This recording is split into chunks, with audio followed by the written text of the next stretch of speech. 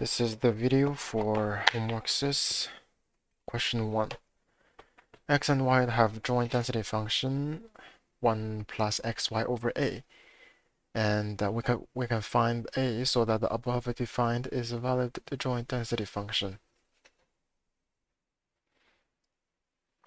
So this integral, we have to find that a that satisfies to make this integral to be 1.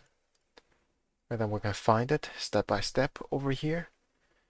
A 4 over a equals 1. That is, a equals 4. And for question 2 and 3, we have to find whether x and y are uncorrelated and independent. First, we have to find the expectation of xy. That is to find it with this expression.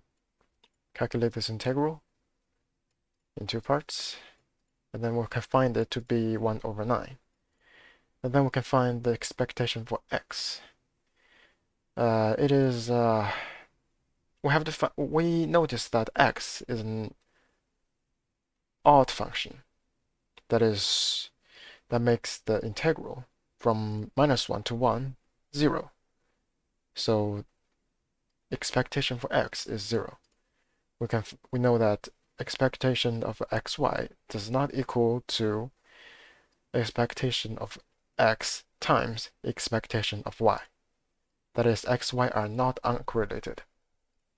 If they are not uncorrelated, they are definitely not independent. And for the question 4, we can find the joint density function of x squared and y squared, and then prove or disprove that these two are independent. First, we can find the two marginal density functions. They both are 1/2. And now find joint PDF of x squared and y squared. First, we can prove independency. The x2 and the x squared and y squared are independent if this satisfies. We calculate this expectation, and it ends up to be 1 over 9. And for x squared, its expectation can be calculated with this expression, and it turns out to be 1/3. And since x and y are symmetrical, we know that expectation for y squared is also 1/3. We'll find that these two are equal. Therefore, x squared and y squared are independent.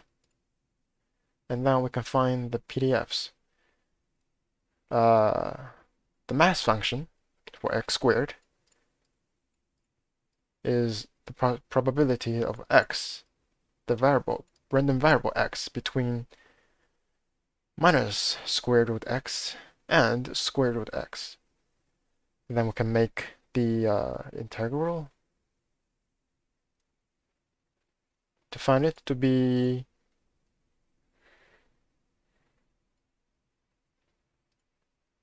square root x. And then we can find this derivative to be the density function of 1 over 2 times square root x. Then similarly, we can find the PDF for y squared. It is 1 over 2 times square root y.